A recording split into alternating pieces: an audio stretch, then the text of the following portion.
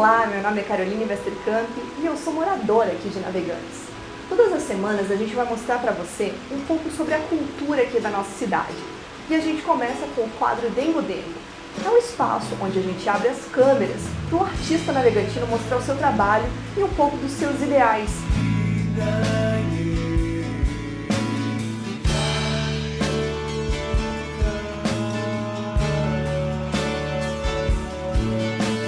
Meu nome é Hugo Quintana, eu sou natural do Uruguai, nasci na cidade de Florida em 1960.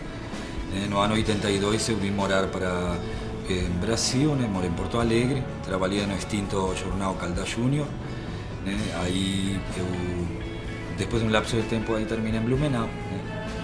Comecei a trabalhar como desenhista têxtil.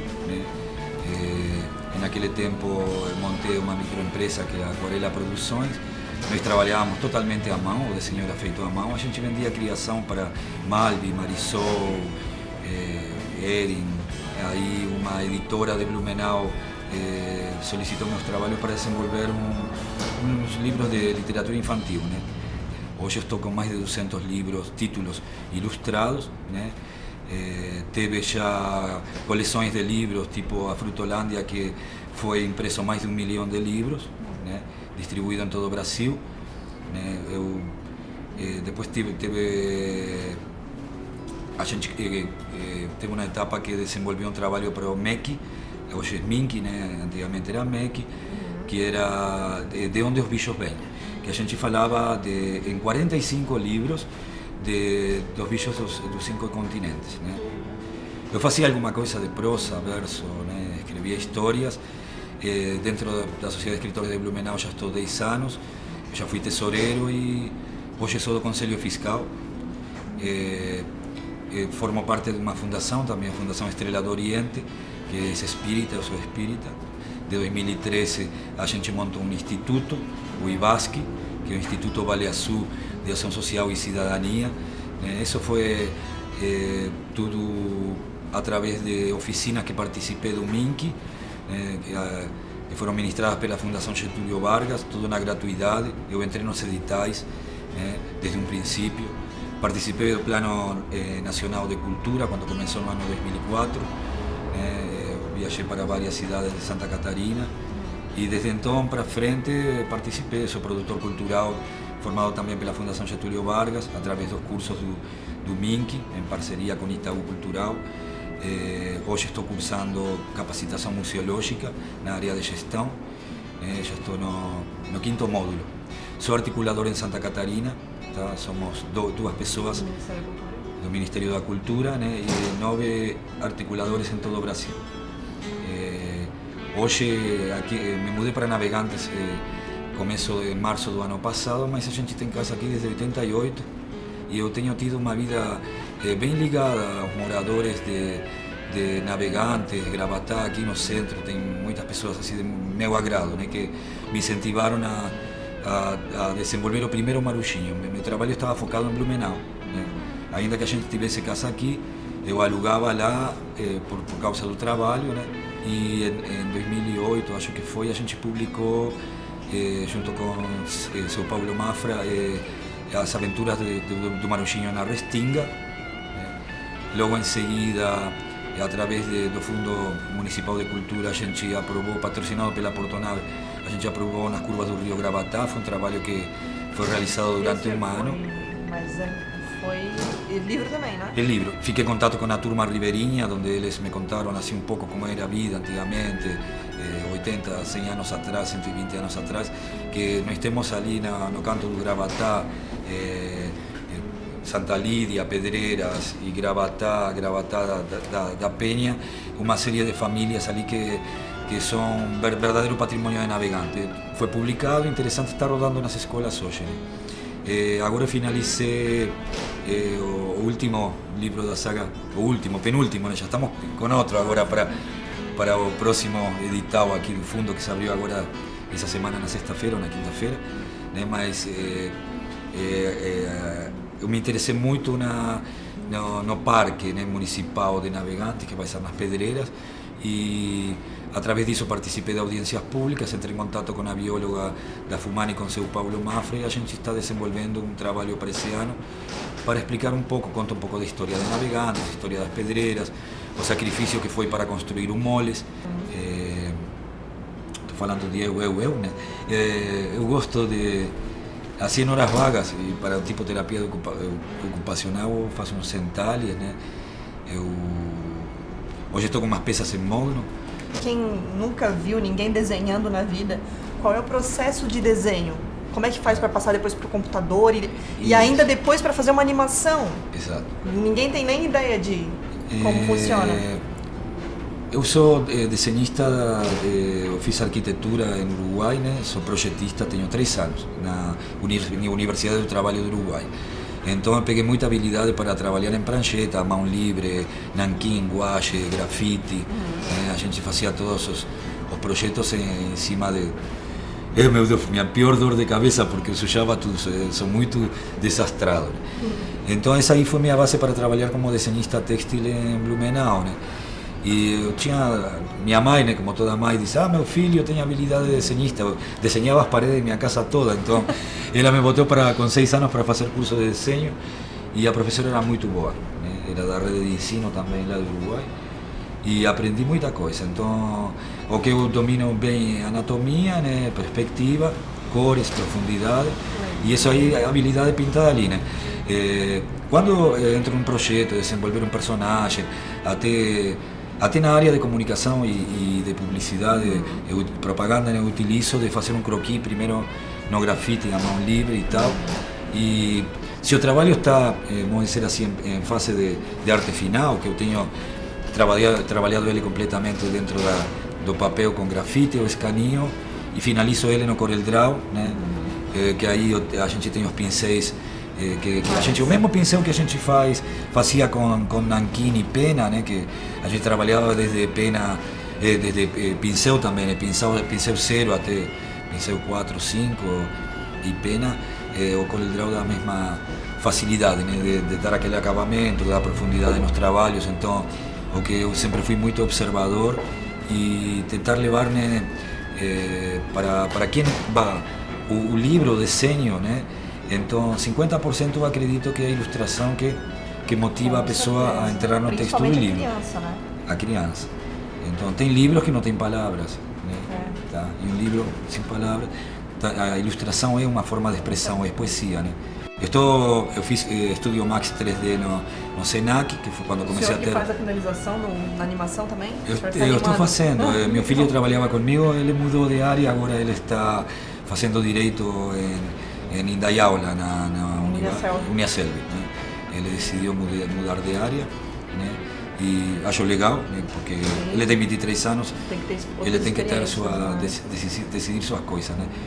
A gente diz assim para o filho: pô, diz, não quero que tu acredites em tudo o que eu digo para ti, quero que tu acredites em alguma coisa, ainda que eu diga o contrário para ti, mas eu sei que tu está acreditando em alguma coisa. Então essa aí é a realidade do dia a dia. Essa mistura de talento, né, nato, com a relação que tem que estudar, tem que se aprofundar, né? Às vezes nem uma pessoa que não tem talento nenhum, às vezes consegue chegar no nível, né? Eu acredito, eu já tive várias pessoas que trabalharam comigo, não tinha noção nenhuma de desenho, né? Eu tive ateliê durante bastante tempo, textil, e foram pessoas que saíram para grandes empresas, né? Que eles aprenderam comigo.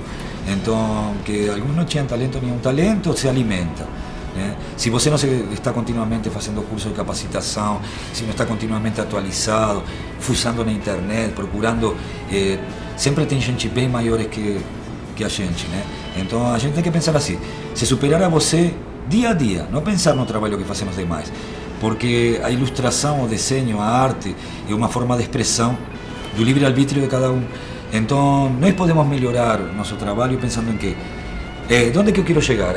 Qual seria a minha meta, meu ponto? Bom, tá, eu quero trabalhar Então, tu vai atrás, te capacita, entendeu? Procura curso, ninguém está totalmente preparado, né? Ninguém. Editor gráfico fiz faz 2 anos, e eu trabalho praticamente desde 82, sou editor faz 20, então eu vi a necessidade de de me atualizar, porque eu tinha começado a trabalhar com Corel Draw 3 e eu estava trabalhando com 13, acho, nesse momento, que, né? Mas eu tinha um monte de recursos que não sabia e que me podiam facilitar. Sempre os programas de computador, eles são ferramentas, então a gente precisa dessas ferramentas para que nosso trabalho seja mais... Para as pessoas que têm interesse em desenhar e também que quiserem saber mais um pouco sobre o teu trabalho, passar contato, esse tipo de coisa, assim. Tá, hoje eu estou no Vale Cultural com os trabalhos lá publicados, né? Tá, que todo mundo pode ter acesso. E eu tenho Facebook, que pode entrar através do meu nome, Hugo Quintana, no Google, ou Antônio Hugo Arese Quintana, também no Google, já abre minha página, ali aparece tudo, né? Alguma coisa que eu fiz já, né? Temos o Ibasque também está. No Ibasque a gente publica editais continuamente, a gente está linkado com editais, etc e tal, está linkado com o MINC, está linkado com a Fundação Catarinense de Cultura, e está sempre postando todo o que está acontecendo de novo aí, né? Em Brasil, nesse Brasil grandão que nós temos. Obrigado a todos, tá? E a mensagem não pensar que a gente está preparado totalmente, né? Sempre procurar aprender um pouco mais, ler bastante, né? E olhar muito a natureza, né? Que ela nos ensina tudo, né?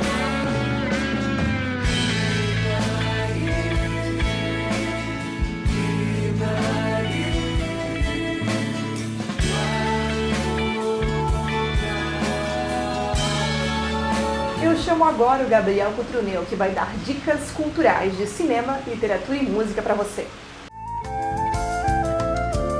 Olá pessoas, meu nome é Gabriel Cotruneu, estou aqui mais uma vez dando dicas culturais para vocês. E para começar com o filme Meu País. Marcos é brasileiro que deixou o país para viver na Itália.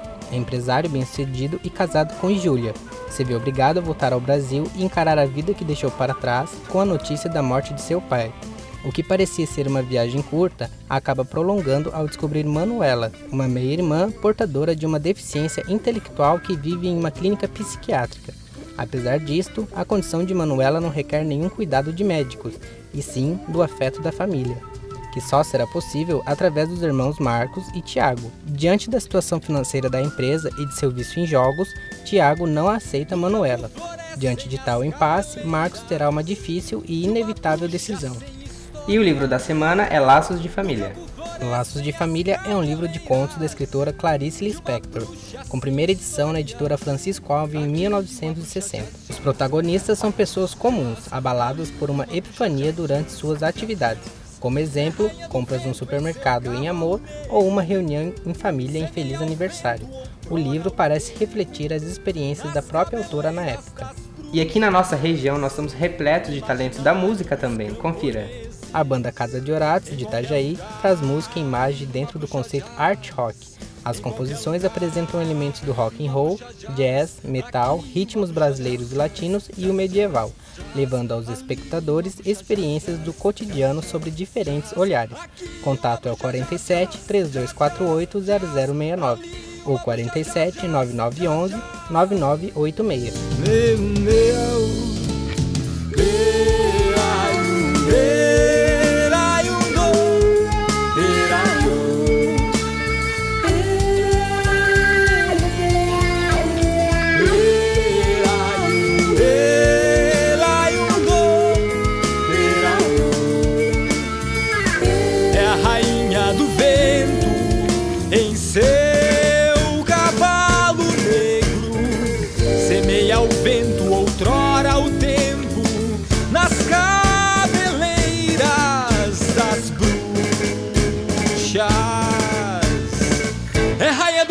Em seu cavalo negro.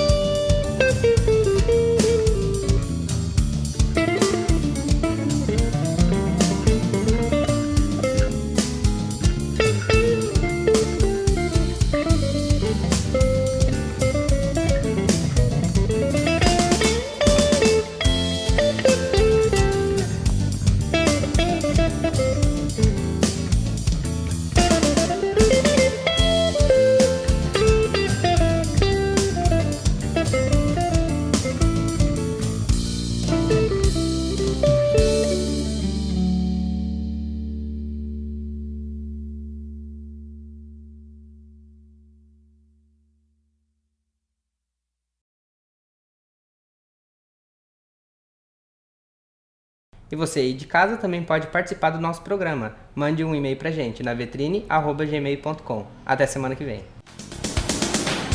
Nós garantimos a filmagem do seu evento, entre eles casamentos, aniversários, formaturas, palestras e projetos sociais. Produzimos também vídeos que registram o seu trabalho, como espetáculos, shows musicais, peças de teatro e projetos culturais. A Navetrine oferece a produção de documentários, making-off e vídeos presente, quando você e seus amigos gravam depoimentos homenageando alguém. Entre em contato 9605-5606. O Robson Carvalho também faz parte do cenário cultural aqui de Navegantes. Ele hoje é ator, mas já foi por muito tempo voluntário da Cruz Vermelha. E ele, melhor do que ninguém, vai entrevistar todas as semanas uma ONG da cidade.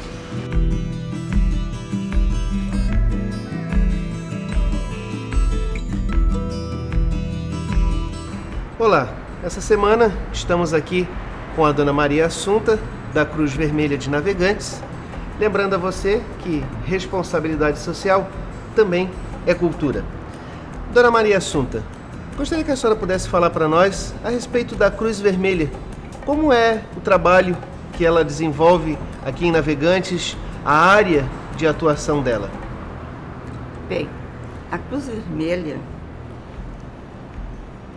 é em tempos de paz, não é? Ela se dedica mais em termos de ajuda às pessoas, doações, arrecadação, distribuição. Há épocas de enchente, enxurradas, secas, então ela se dedica mais a isso. E aqui mais em termos de educação, que é a parte de primeiros socorros, não é? Orientação, a parte ambiental. Então ela se dedica como um todo em termos das necessidades do próprio município.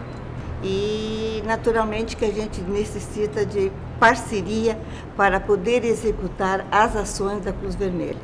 Além das empresas do município, além dos órgãos públicos, do próprio governo, as pessoas que vão estar nos assistindo e que queiram ajudar, e até mesmo aquelas que queiram participar da Cruz Vermelha, como que elas podem estar fazendo isso?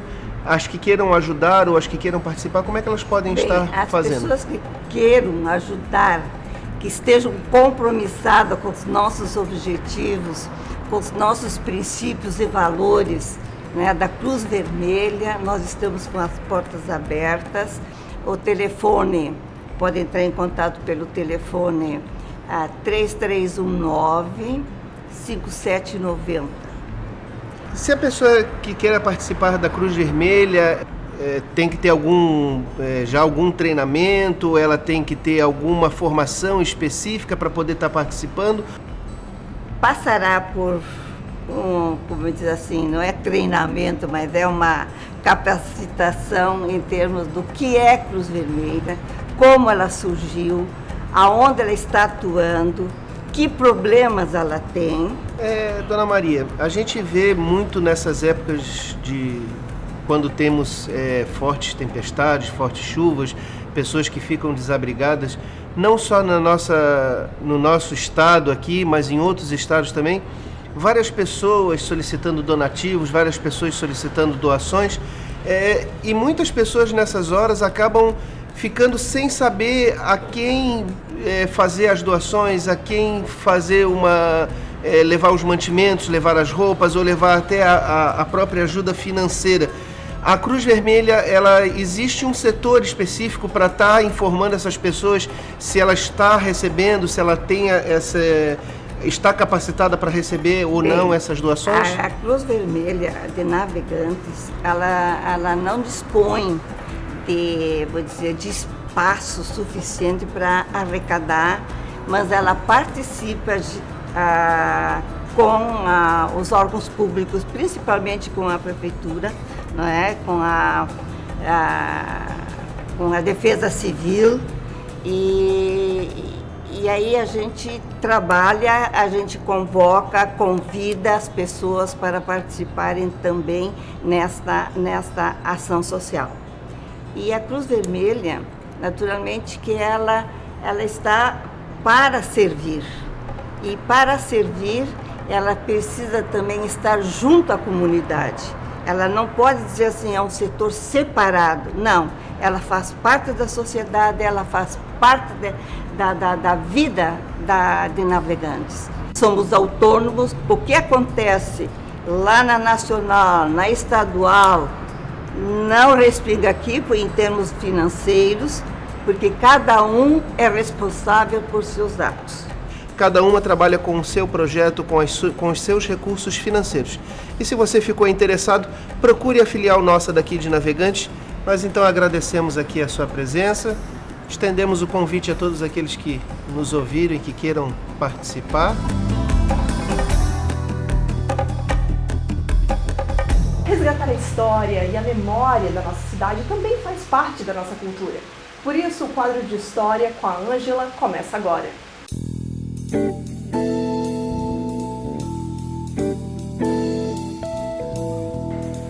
Sabe-se que a praia, como lazer, como a praia como né, tomar banho de sol, como tomar banho de mar, ela é uma construção muito recente, né? Sim. É uma questão muito recente. Aqui em Navegantes, no caso, né, não foi diferente.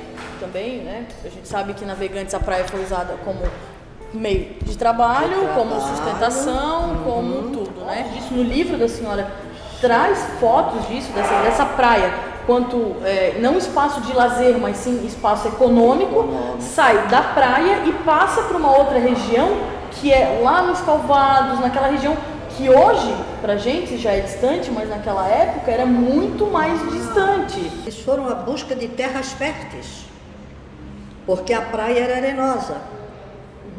Então dava só para farinha de mandioca que saiu dali. Terminou aquela fase, aquela etapa. O centro era pequeno, porque vem pela Constituição que o Navegantes não é um município tão grande aqui na saída para a Barra. Ele se estende quando ele vai para as terras férteis, quando ele vai para o norte. Então eles foram se mudando, já os filhos dos primeiros moradores já foram procurando outras áreas onde eles podiam desenvolver a mandioca, a cana, a região de barro, como ali no Escalvado, as olarias. O café também, que ninguém sabe, mas Navegantes também teve plantação de café lá para o lado de Saco Grande. Não foi uma produção muito grande, mas chegou a vir gente de São Paulo para observar aquela plantação de café. É que tinha o algodão, o algodoeiro, eles extraíam tinham condições de extrair a lenha para vender. Tudo isso era fonte de renda para eles. Então por isso eles buscaram aquela região mais fértil, a terra mais firme. Porque aqui no centro mesmo, quando eu comecei a trabalhar ali em 1950, eu ainda peguei muita areia do lado do Pontal mesmo. Quando a gente, depois como inspetor escolar, que eu ia visitar a escola do Pontal, a gente tinha até meia canela de areia. E as professoras diziam que uns anos antes, elas para andar de bicicleta aqui para o Saco Grande era um trabalho, porque a areia ia até Saco Grande. O comércio, o trânsito ali, a movimentação, eram as canoas pelo rio, porque ali mesmo pela região ali, era areia. Então, por isso que eles procuraram as terras mais férteis onde acabou a areia. O leite, começaram a criar os gado leiteiros, que eles forneciam leite para Itajaí. Leite aqui em Itajaí a maior parte vinha de Navegantes. Eles traziam naquelas malas, que chamavam de mala, uma capa que colocavam, que tinha frente e costas, com gomos. Ali eles botavam as garrafas, tiravam leite de madrugada e os filhos até atravessavam o rio, tinham que passar pelo posto de saúde que ficava ali na saída do Ferro-Bote Aguarali, onde foi uma casa do Liberato, do Antônio Liberato, que depois ficou sendo o bar da Dinamarca. Então, ali antes Depois do Liberato, era o posto de saúde. Os navegantinos, os que traziam leite, os vendedores de leite, tinham que passar por ali, para o leite ser fiscalizado, para eles virem vender em Itajaí. Então, eles entregavam em hotéis, ou eles percorriam as ruas, a gente se acordava com aquilo, olha o leite, eles não diziam nem o leite, olha o leite. Então, a gente já corria para pegar as garrafas, que era fornecido em garrafas. Outro dia eles passavam e levavam as garrafas vazias. E traziam cheias. E traziam cheias e levavam de volta as vazias. Pois eu vi, vinham de Luiz Alves os perus, eles traziam.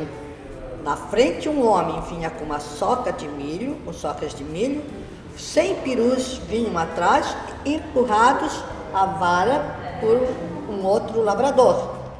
Então, vinha Navegantes, foi a saída para vir para Itajaí.